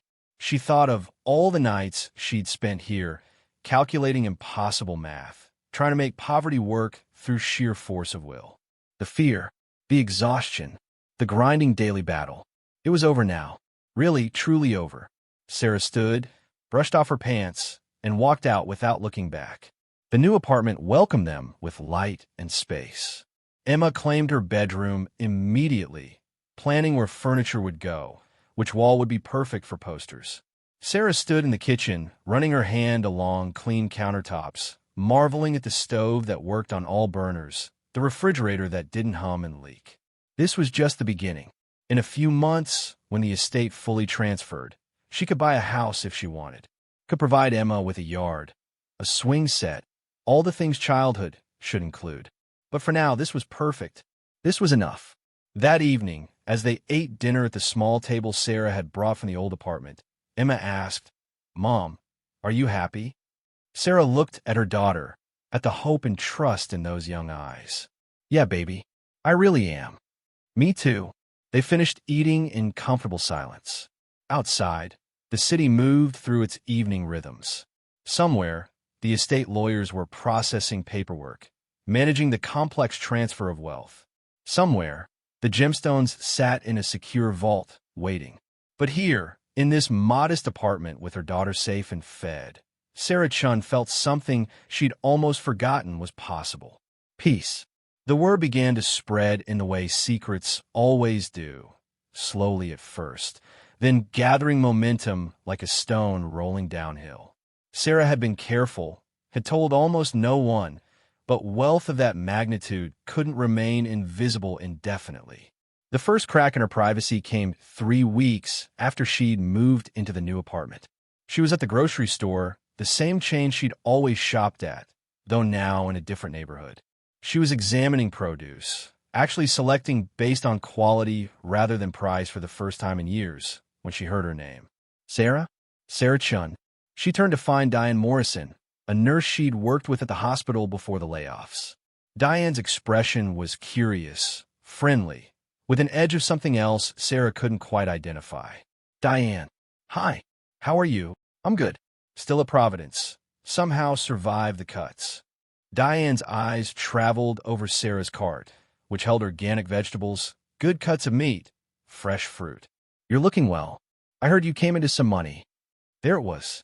Sarah forced her expression to remain neutral. I inherited some property from my grandfather. It's been helpful. Property? Diane's tone suggested she knew more than she was saying. That's not what I heard.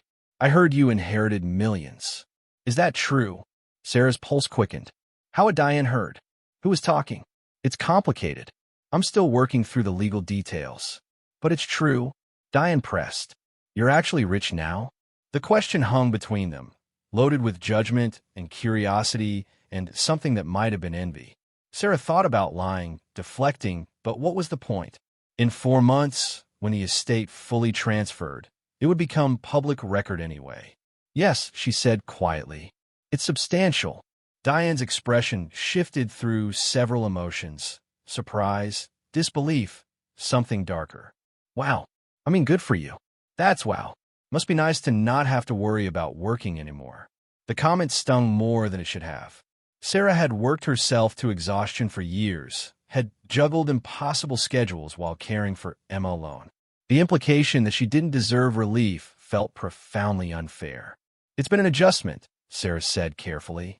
But yes, I'm grateful. I bet. Diane's smile didn't reach her eyes. Well, congratulations. Enjoy your shopping.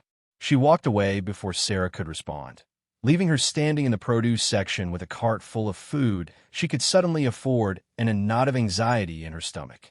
That evening, her phone began buzzing with messages. Former co-workers reaching out to catch up, distant acquaintances she hadn't heard from in years suddenly remembering they were friends. Each message carried the same underlying current. They'd heard, they wanted to know if it was true, they wanted something. Sarah ignored most of them, responded to a few with brief, non-committal answers. But the intrusion felt violating, as if her privacy had been stripped away without consent. The next morning, she called Margaret. People are finding out, Sarah said without preamble. I don't know how, but word is spreading. Margaret's sigh was audible. It was inevitable. Estate transfers of this size generate paperwork, and paperwork has a way of becoming public knowledge. Are people contacting you directly? Yes.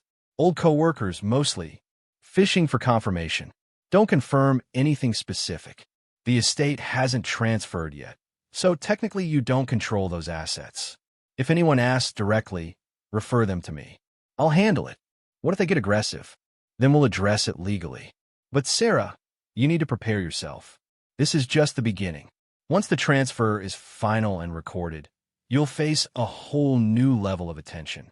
Solicitations from charities, investment pitches, people claiming you owe them money or help. It's unpleasant, but manageable if you have clear boundaries. Sarah thought of Emma, of the quiet life they'd been building in the new apartment. I don't want this to affect my daughter. Then we'll protect her. New phone numbers if necessary, privacy measures for her school, whatever it takes. You have resources now to enforce boundaries. Use them. The call helped, but didn't eliminate Sarah's unease. She thought wealth would bring freedom. Instead, it was bringing complications she hadn't anticipated. That afternoon, while Emma was at school, Sarah's ex-husband called. She almost didn't answer, Hadn't spoken to Marcus in over a year, not since he'd stopped making child support payments and disappeared. But curiosity won. She answered. Sarah. His voice was exactly as she remembered, smooth and confident. I heard some interesting news. Marcus. Her tone was ice. What do you want? Just checking in. Seeing how you and Emma are doing. We're fine. No thanks to you. A pause. Then, look, I know I've been absent. I know I owe you money. But I heard about your inheritance, and I thought maybe we could work something out. Sarah's laugh was sharp and humorless. Work something out? You abandoned your daughter for 18 months. You've contributed nothing to her life, her care, her support. And now you want to work something out because you heard I have money. Emma's my daughter too. I have rights.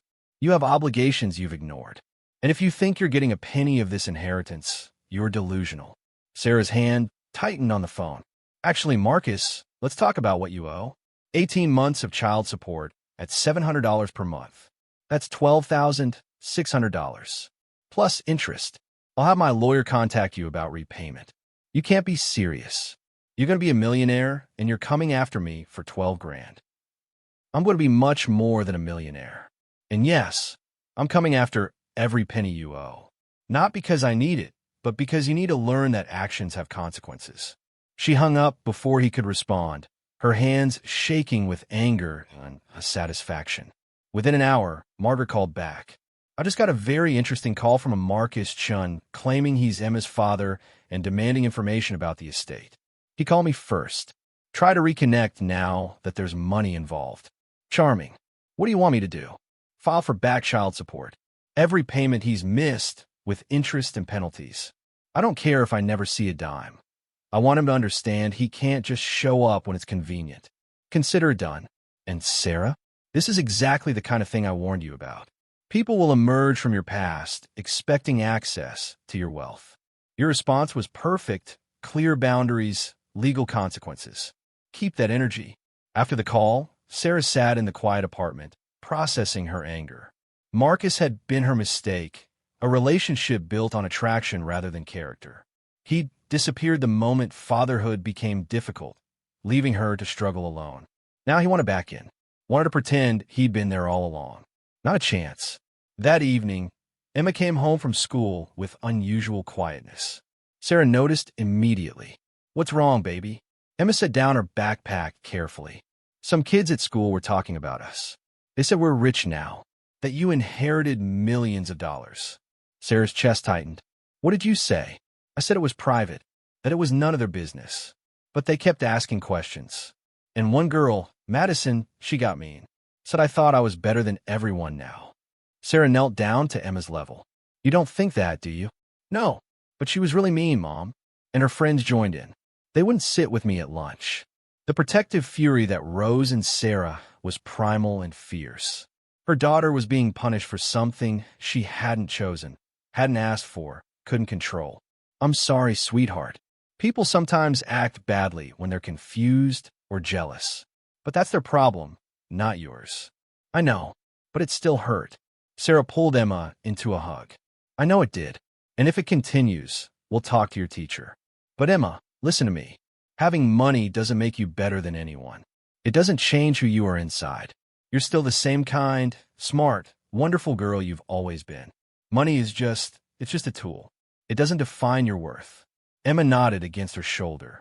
I wish people didn't know. Me too, baby. Me too. That night, Sarah made a decision. She called the private school Margaret had mentioned during one of their meetings. A place with small classes, strong academics, and, most importantly, strict privacy policies. The admissions director was professional and discreet. We have families from various backgrounds, including those with significant wealth. Our students learn that economic circumstances are private matters, not subjects for gossip or judgment. Can you accommodate a mid-year transfer? For the right family, yes. When would you like to schedule a visit? They arranged a tour for the following week. Sarah didn't tell Emma yet. Didn't want to get her hopes up if the school wasn't a good fit. But the prospect of a fresh start, somewhere Emma wouldn't be defined by the inheritance, felt like the right move. The complications continued to accumulate. Sarah's landlord called, asking if she'd be interested in purchasing the building she was renting in. I heard you came into some money, and I thought. Sarah cut him off.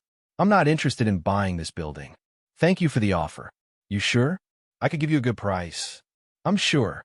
A charity she donated to once, $5 she could barely afford at the time, suddenly began calling daily. Ms. Chun, we understand you've experienced a significant change in financial circumstances. She blocked the number. Former friends reached out with investment opportunities, business ideas, requests for loans. Each one was more transparent than the last in their motivation. Sarah started keeping a list. People who contacted her before they knew about the money versus people who appeared only after. The before list was remarkably short. The after list grew daily. The realization was sobering. She thought having money would make life easier. In some ways it did. She didn't worry about rent or food or medical bills anymore. But it also revealed how many relationships had been contingent, transactional, conditional. The people who mattered, Emma, the neighbor who'd helped without expecting anything in return, the clinic workers who'd treated them with dignity when they had nothing. Those people remained constant. Everyone else was noise. 2 weeks after her conversation with Diane at the grocery store, Sarah received a call from a local news reporter. Ms. Chun, I'm doing a story about sudden wealth and lottery-style inheritances. I understand you recently came into a substantial sum. I'm not interested in being interviewed. It would just be a few questions. No, please don't contact me again. She hung up and immediately called Margaret. A reporter just called. Say nothing. If they persist, we'll get a restraining order if necessary. You have no obligation to discuss your private financial matters publicly. But the damage was done. The fact that a reporter had called meant the story was spreading beyond her immediate circle.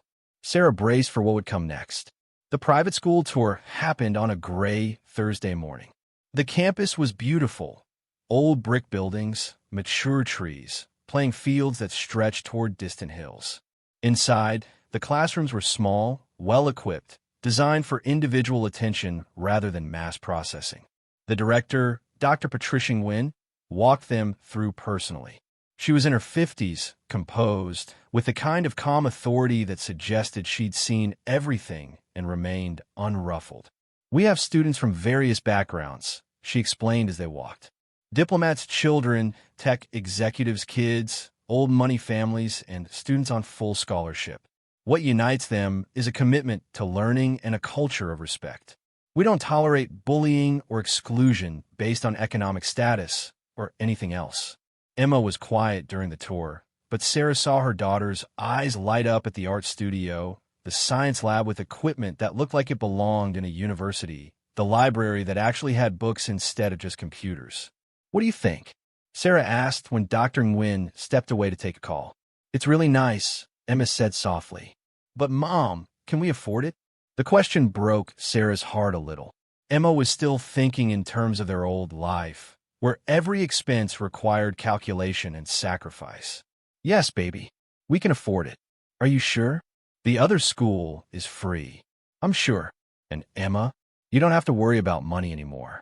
I know that's hard to believe, but it's true. We can afford the things you need. Good schools, good health care, a safe place to live. All of it. Emma's eyes filled with tears. Really? Really? They enrolled her the following week. The tuition was $40,000 annually, a number that would have been laughable 6 months ago. Now it was barely noticeable in Sarah's budget. Emma started at the new school the first week of November.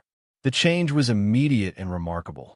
She came home energized rather than drained, talked about friends who shared her interests, teachers who actually taught instead of just maintaining order. Mom, we did actual science today, not just reading about it.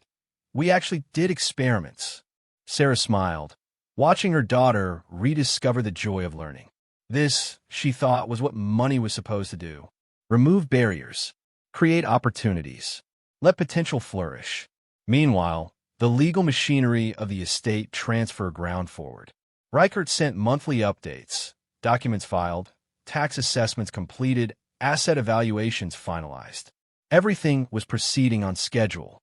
In mid-November, Sarah received notification that the gemstones had been sold at auction. Rebecca Morse had arranged a private sale through a major auction house. marketing the collection to serious collectors and museums. The final sale price was $128 million, $16 million more than Rebecca's appraisal. The market for exceptional gemstones, it turned out, was even stronger than anticipated. Sarah sat with the notification, trying to comprehend the number. $128 million. From stones that had sat in a safe in an abandoned building, waiting. She called Reichert. The gemstones sale, that money goes into the estate. Yes. It will be distributed according to your grandfather's will once the estate closes. Which brings me to good news. We're ahead of schedule. All documentation is approved. We should be able to close the estate by mid-December rather than waiting until February. That's good. Very good. It means you'll have full access to all assets before the end of the year. Tax implications will be simpler, and you'll be able to move forward with your plans. Sarah thought of the charitable foundation she discussed with Margaret. The $25 million endowment she wanted to establish. With the estate closing soon, that could become real. What I need to do? Attend the final closing meeting. Review and sign transfer documents. It's ceremonial. Mostly, everything is already approved. But it makes the transfer official. They scheduled it for December 18th, less than a month away. As Thanksgiving approached, Sarah made an unusual decision. She invited the neighbor from her old apartment building for dinner. Mrs. Kowalski had watched Emma countless times, had shared food when Sarah had none, had treated them with kindness that asked for nothing in return. The dinner was held in Sarah's new apartment. She'd bought a proper dining table, had the place professionally cleaned, had ordered catering from a restaurant she'd always wanted to try but could never afford. Mrs. Kowalski arrived with a homemade pie, her eyes widening as she took in the apartment. Sarah, this place is beautiful. Thank you. Come in, please. Over dinner, Mrs. Kowalski asked careful questions. She'd heard rumors, knew something had changed, but had the grace not to pry. Finally, Sarah decided to tell her the truth. You've been kind to us when we had nothing, Sarah began. When I was desperate and struggling and didn't know how we'd make it another month. You helped without judging, without expecting anything back. Mrs. Kowalski waved her hand dismissively. You'd have done the same. Maybe. But you did it. And I want you to know what's happened, because you deserve to know. Sarah took a breath. My grandfather died earlier this year. He left me everything he owned. It turns out he was very wealthy. The inheritance it's substantial. Life-changing. Mrs. Kowalski set down her fork carefully. How substantial? Over $500 million. The silence stretched for a long moment. Then Mrs. Kowalski laughed, a sound of pure delight. Good. Good for you. After everything you've been through, you deserve it. I don't know about deserve. I do. I watched you work yourself to exhaustion. Watched you choose between food and medicine. Watched you love that girl with everything you had while the world made it as hard as possible. If anyone deserves a break, it's you. Sarah's eyes burned with sudden tears. This was the reaction she'd hoped for, the acceptance without judgment or expectation. Thank you, she whispered. What will you do with it? Take care of Emma first. Make sure she has everything she needs. And then, Sarah outlined her foundation plans, the focus on single parents, the support system she wished had existed when she needed them. Mrs. Kowalski nodded approvingly. That's good.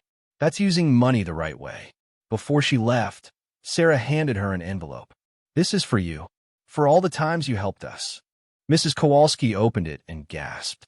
Inside was a check for $50,000. Sarah, I can't. You can. You helped us when you had no reason to, when helping cost you something real. This doesn't erase the kindness you showed, but it acknowledges it. Please accept it. Mrs. Kowalski's eyes filled with tears. My roof needs replacing. I've been putting it off because I couldn't afford it. This changes everything. They hugged at the door, two women who'd been brought together by poverty and whose connection had survived wealth. After she left, Emma said, "That was really nice, Mom. Give her money. She earned it." And Emma, that's important. When people help you genuinely, when they're kind without expectation, you remember it.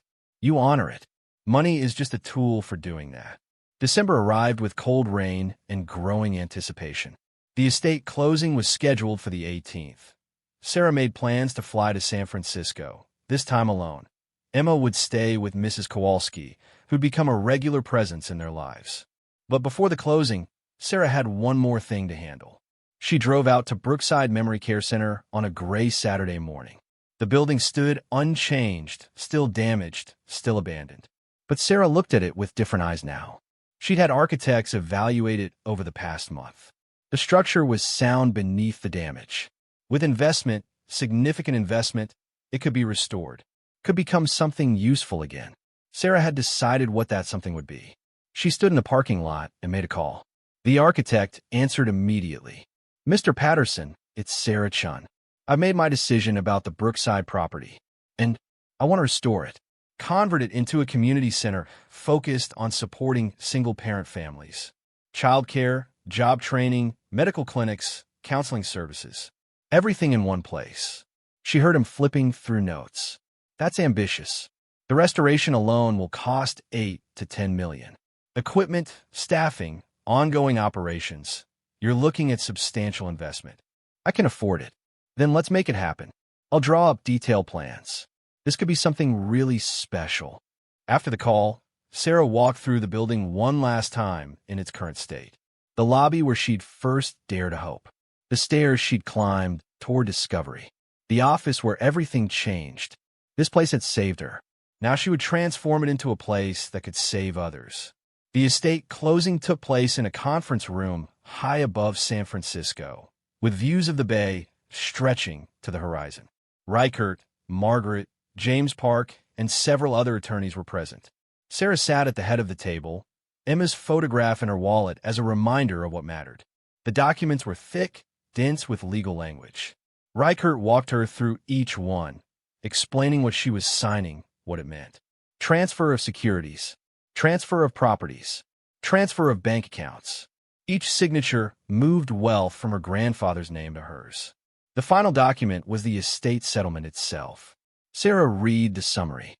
Total estate value, $612 million less estate taxes, $244,800,000 net transfer to Sarah Chen, $367,200,000. $367 million. Even after taxes, even after all the legal fees and expenses, the amount was staggering. Sarah signed her name carefully, feeling the weight of it. Reichert smiled. "Congratulations, Miss Chen. The estate is now officially settled. The assets are yours." There should have been champagne celebration. Instead, Sarah felt a quiet sense of completion. This was the end of one story and the beginning of another. "What happens now?" she asked. "Now you live your life," Reichert said simply. "The wealth is a tool. How you use it is up to you." That evening, Sarah walked along the waterfront, watching the city light up against the darkening sky. She thought of her grandfather, of the choices he'd made, the regrets he'd carried. She thought of her father, who died never knowing about the wealth that could have eased his struggles. She thought of Emma, of the future stretching before her, full of opportunities that hadn't existed a year ago. And she thought of herself, of the woman she'd been and the woman she was becoming. The money hadn't changed who she was fundamentally. She was still the same person who'd calculated grocery budgets down to the penny, who'd worked double shifts until exhaustion, who'd chosen Emma's medicine over her own needs without hesitation. But the money had changed what was possible, had removed barriers, had given her the power to help others the way she wished someone had helped her. Sarah pulled out her phone and called Margaret. "The foundation," she said. "I want to increase the endowment. 50 million instead of 25. And I want it operational within 6 months. 50 million is substantial. Are you certain?" "I'm certain." "And Margaret?" "I want to fund it properly. Staff, facilities, programs that actually work. Not just bureaucracy that makes wealthy people feel good about themselves. Then we'll build it right. It'll take time, but we'll build something that lasts." Sarah flew home the next day. Emma met her at the airport, bursting with questions. "Is it done? Is it official?" "It's official. So we're really rich now." Sarah knelt down, meeting her daughter's eyes. "We have financial security now, yes. But Emma, I need you to understand something. Money doesn't make you better than anyone. It doesn't change your value as a person. It's just a tool, an important tool, but still just a tool. What matters is how you use it. Understand? Emma nodded seriously. To help people. Exactly. Christmas that year was different from any Sarah had ever known. She could afford presents without calculation, could give Emma things she'd always wanted, but they'd never been able to justify. But the best gifts weren't things. They were experiences. A trip to see snow for the first time, theater tickets, a day at an amusement park where they didn't have to skip anything because of cost. And underneath it all, the simple peace of not worrying, not calculating, not choosing between necessities. The foundation launched officially in March. Sarah named it the Howard Chen Foundation for Family Support, acknowledging her grandfather while focusing on the mission he'd never pursued, helping others. The board she assembled was diverse and experienced. Social workers who understood poverty's reality. Business leaders who knew how to run organizations efficiently. Former single parents who'd survived their own struggles. The Brookside property reopened in May as the foundation's flagship center. The transformation was complete. What had been a collapsing memory care facility was now a bright, welcoming space. The ground floor held child care facilities, free for qualifying families. The second floor had job training classrooms, computer labs, and counseling offices. A medical clinic occupied the West Wing, offering health care regardless of insurance status. Sarah attended the opening ceremony, standing at a podium in front of a crowd of families who would benefit from the center services. This building was abandoned. She began, her voice steady despite nerves. It was written off as worthless, condemned, forgotten. But it wasn't worthless. It just needed someone to see its potential, to invest in its restoration, to believe it could be something better. The same is true for people. When you're struggling, when you're poor, when you're desperate, society often writes you off, treats you as worthless, as a problem rather than a person with potential. I know what that feels like. A year ago, I was facing eviction. I was choosing between my daughter's medicine and groceries. I was drowning, and the world was content to let me. This foundation exists because I remember that feeling, because I never want another parent to face the impossible choices I faced, because everyone deserves support, dignity, and a genuine chance at a better life. We can't solve everything, but we can help. We can provide childcare so parents can work. We can offer job training so work leads somewhere better. We can ensure health care so illness doesn't become catastrophe. This center and others will open represent a commitment. Not charity that degrades, but support that empowers. Not handouts, but hand-ups. Not pity, but partnership. If you're here because you need help, welcome. You belong here. You matter. And we'll do everything we can to support your journey towards stability and success. The applause was warm, genuine. Afterward, families toured the facilities, registering for services, meeting staff, beginning the process of rebuilding their lives. Sarah watched from the sidelines, Emma beside her. "You did good, Mom," Emma said quietly. "We did good," Sarah corrected. "This is for both of us, for everyone like us." As the day wound down and families departed, Sarah walked through the building one final time. The office where the safe had been was now a counseling room. The lobby where she'd first hoped was now a welcoming reception area. The building had been transformed, and so had she. She was no longer the desperate woman who'd opened that safe, hoping for anything that might help. She was someone with resources, with purpose, with the power to make genuine change. But she was also still that desperate woman, still remembered what it felt like, still carried the scars of poverty even as wealth surrounded her. That duality was her strength. She understood both worlds and could navigate between them. Over the following months, the foundation grew. Additional centers opened in other cities. Programs expanded. Thousands of families received support. Not just money, though there was that too, but genuine, comprehensive help. Sarah hired staff who understood struggle firsthand. Former single parents, people who'd been homeless, individuals who knew that poverty wasn't a moral failing, but a circumstance that could trap anyone. The foundation's approach was different from traditional charity. There were no degrading applications, no judgment, No requirements that parents prove they were deserving. If you needed help, help was available. Period. The results spoke for themselves. Parents who'd been on the edge found stability. Children who'd been falling behind caught up. Families who'd been fractured by stress began to heal. Emma flourished in her new school, making friends, discovering interests Sarah couldn't have afforded to nurture before. She was still the same kind, thoughtful girl, but now with opportunities to develop her potential fully. Sarah herself remained uncertain about returning to nursing. She volunteered at the Foundation's medical clinic sometimes, using her skills without the crushing pressure of a full-time schedule. It felt right, helping without exhaustion, contributing without sacrifice. Her ex-husband eventually paid the back child support after Margaret's legal pressure made resistance too expensive. Sarah donated every penny to the foundation. She didn't need his money, but others did. People from her past continued to emerge, some with genuine reconnection in mind, others clearly motivated by wealth. Sarah learned to distinguish between them, to protect herself and Emma while remaining open to authentic relationships. Mrs. Kowalski became a regular fixture in their lives, a grandmother figure to Emma and a friend to Sarah. The money Sarah had given her had indeed fixed the roof and allowed her to retire from the job she'd worked for 40 years. On the anniversary of opening the safe, Sarah drove out to Brookside. The center was bustling with activity, children in daycare, parents in job training, families receiving medical care. She walked through it all, observing quietly. A young mother sat in the lobby, her infant asleep against her shoulder, filling out job applications on a provided computer. She looked exhausted, worried, but also hopeful. Sarah recognized that expression, had worn herself not long ago. She approached carefully. "Hi, I'm Sarah.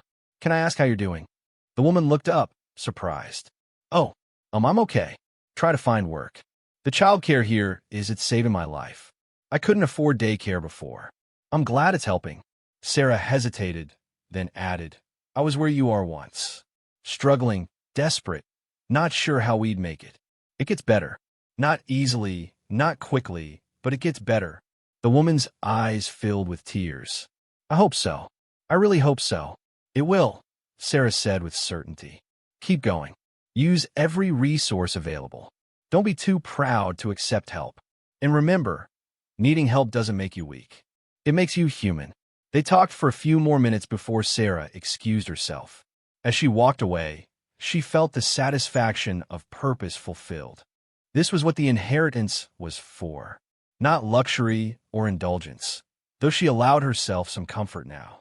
But this, helping others avoid the suffering she'd endured. That evening, Sarah sat with Emma in their living room. They'd moved again to a house now with a yard and space for Emma to grow. But it wasn't a mansion, just a comfortable home in a good neighborhood. "Mom," Emma asked, looking up from her homework, "do you think Great-Grandpa will be proud of what you're doing?" Sarah considered the question. "I don't know. I never really knew him. But I hope so.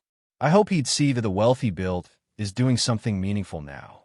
"I think he would be," Emma said confidently. "The center helps so many people." "It does. And Emma, someday this will all be yours. The foundation, the resources, the responsibility. I need you to understand what that means. That I have to help people too. That you have the power to help people. What you do with that power is up to you. But I hope I'm teaching you to use it well."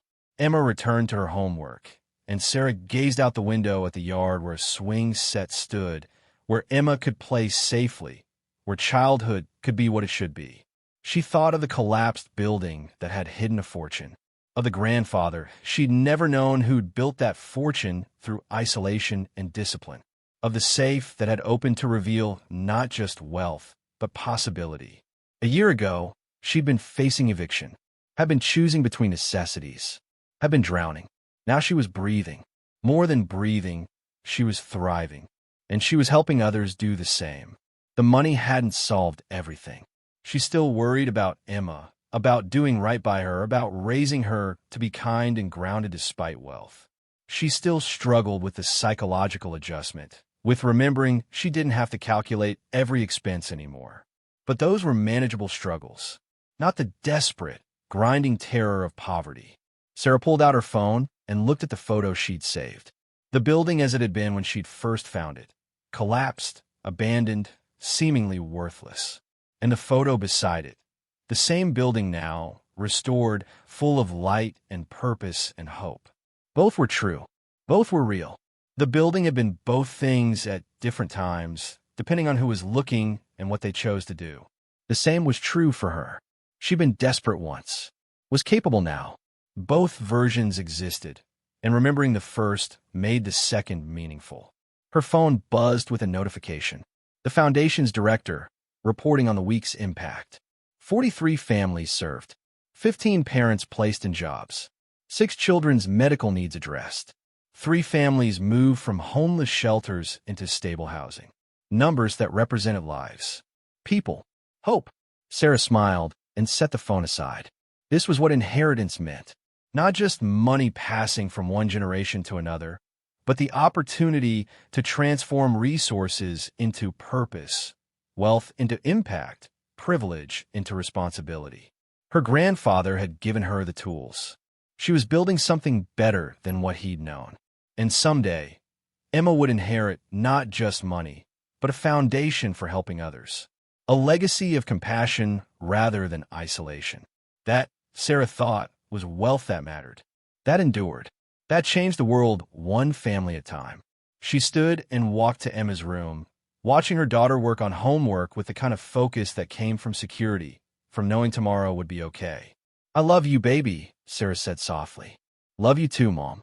Simple words, but they contained everything that mattered. Sarah returned to the living room and opened her laptop.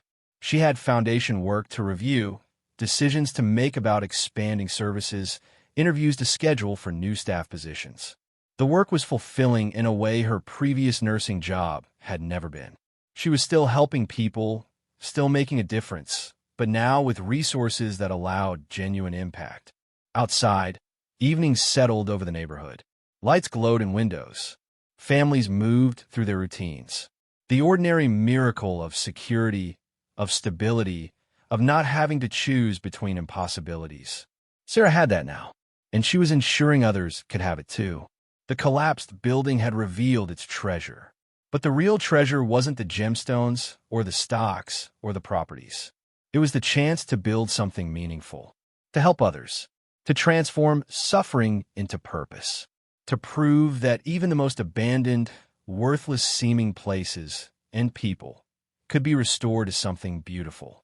That was the inheritance that mattered, the one she would pass on to Emma and, through the foundation, to thousands of families who would find hope when they needed it most. Sarah closed her laptop and sat in the quiet house, feeling peace settle over her like a blanket. She'd been tested by poverty and survived. Now she was being tested by wealth.